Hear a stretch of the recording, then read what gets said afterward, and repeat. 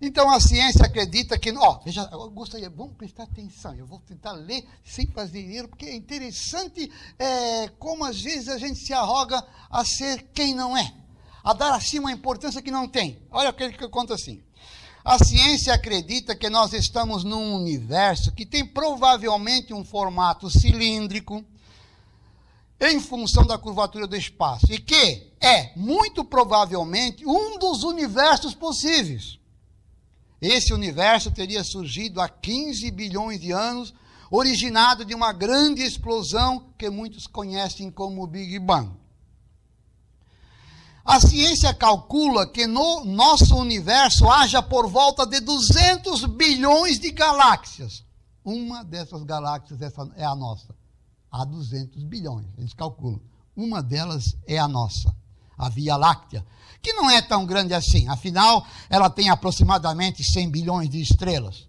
Uma dessas estrelas é a nossa, o Sol. Em volta da estrela-Sol, giram massas planetárias sem luz própria. A terceira delas, a partir do Sol, é a Terra. Então, o que é a Terra? A Terra é um planetinha que gira em torno do Sol, que é uma estrelinha, entre outras 100 bilhões de estrelas, compondo uma única galáxia, entre outras 200 bilhões de galáxias, num dos universos possíveis. Vejam como nós somos importantes. Tem pessoas que pensam que Deus fez tudo isso só para que elas existissem. Imagina se fôssemos fazer uma análise de custo-benefício. Todos esses universos, galáxias, estrelas e planetas, só para que nós existíssemos aqui na Terra. E ainda tem gente que pensa ainda pior, pois acha que Deus fez tudo isso para elas, com o dinheiro que elas têm, o sotaque que elas usam, a religião que elas praticam, o cargo que elas ocupam numa empresa, a cor da pele que elas têm, etc, etc. A ciência também sabe que neste nosso planeta tem o que chamamos de vida. Será que só tem vida aqui, neste planeta? Essa mesma ciência calcula que existam 30 milhões de espécies diferentes vivendo aqui. Mas até agora só classificou cerca de 3 milhões. Uma dessas espécies é a nossa, o Homo sapiens. Então vamos lá. Aí ele começa novamente.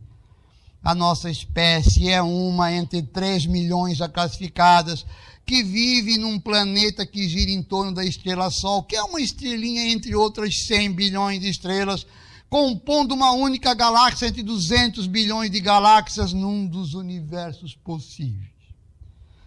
Essa espécie, a nossa, em 2013, tem aproximadamente 7 bilhões de indivíduos. Um deles é você. Então vamos lá. Quem é você?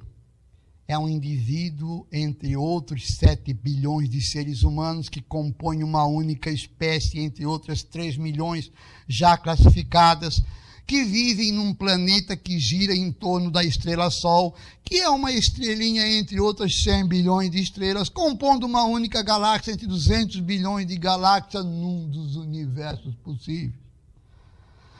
Então, quem é você? Quem sou eu? Quem sou eu para achar que o único modo de fazer as coisas é como eu faço? Que o único lugar bom para nascer foi onde eu nasci?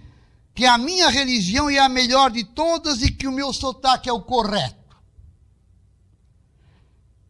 Aí ele faz mais uma pergunta assim: quem és tu? Tu és o vice-treco do subtroço.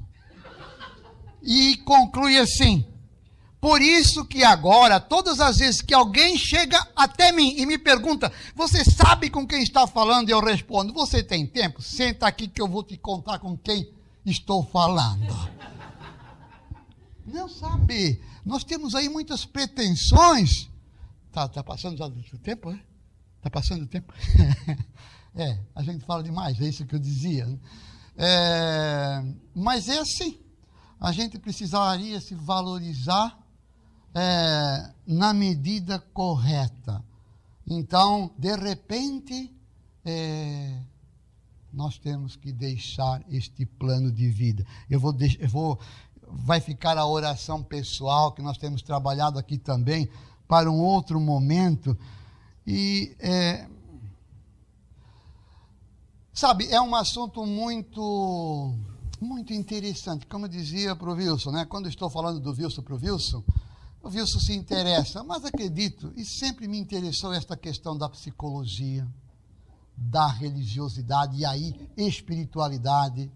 Nós temos que traçar o nosso caminho. Mas eu passei aqui, eu só queria, no começo do século passado, no começo não, pelo ano de 1929, um sábio indiano chamado Jiddu Krishnamurti, ele estava sendo considerado como o novo avatar, o novo Jesus Cristo do século XX. E aquela mordomia e milionários doando para ele castelos e ele sendo tratado como um deus. Aí, de repente, ele valentemente num acampamento na Holanda, ele saiu-se com essa verdade assim. Jesus, só para, antes, a introdução, Jesus nos deixou que tem sido, digamos, um lema de vida desde a minha adolescência. Lendo alguma coisa sobre a CIA, aquela companhia de inteligência americana, dizem lá que nos escritórios da CIA nos Estados Unidos, tem lá o versículo do capítulo 8, versículo 32 de São João assim: conhecerás a verdade e a verdade te libertará, ou conhecereis a verdade e a verdade te libertará. E a CIA é alguém que anda especulando a vida dos outros países por aí afora. Mas me chamou a atenção que nós precisamos andar, olha, já lá na minha adolescência eu pensava desse modo, que a gente deve procurar essa verdade na gente, ou procurar a verdade, sendo para a nossa vida de espiritualidade a procura desta verdade. E aí esse Jiddu Krishnamurti disse em 1929, nesse acampamento da Holanda assim: a verdade não tem caminho, e é essa a sua beleza, ela é viva. Uma coisa morta tem um caminho que a ela conduz, porque ela é estática, mas quando você perceber que a verdade é algo que vive, que se movimenta, que não tem pouso, não tem templo, mesquita ou igreja, e que a ela nenhuma religião, nenhum instrutor, nenhum filósofo pode levar-nos, você verá então também que essa coisa viva é o que você realmente é. A sua irascibilidade, a sua brutalidade, a sua violência, o seu desespero e a agonia e o sofrimento em que vive. Na compreensão de tudo isso se encontra a verdade.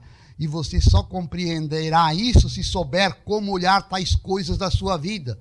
Mas não se pode olhá-las através de uma ideologia, de uma cortina de palavras, através de esperanças e temores. Como vê, você não pode depender de ninguém.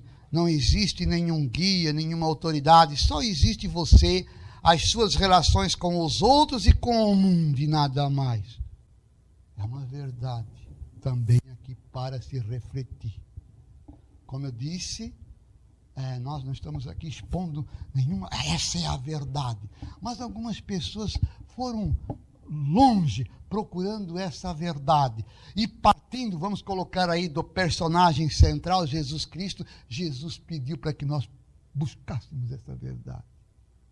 Nós colocamos muitas ideias em palavras, não bem as palavras, mas vimos essa participação de Jesus no nosso mundo de uma maneira muito estranha, muito diferente.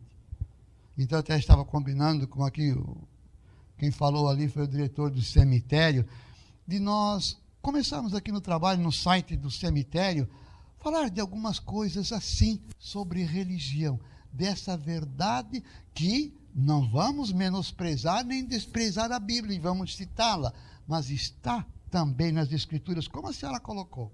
É uma questão de uma visão, de um trabalho pessoal.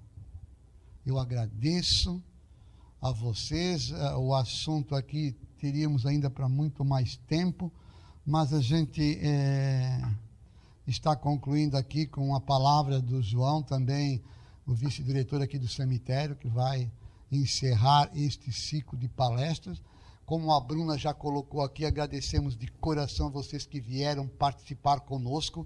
nós voltaremos a nos encontrar nesse tipo de reunião, porque se você quiser falar sobre, ou se você tem medo da morte, não quer falar dela, tem receio de cemitério, quanto mais se fala, quanto mais se estuda, mais, digamos assim, desapego vamos tendo com a nossa pessoa, mais vamos nos amando e tornando nossa vida mais, como é que eu posso dizer, tornando nossa vida com mais vida, com mais sentido. Muito obrigado para vocês.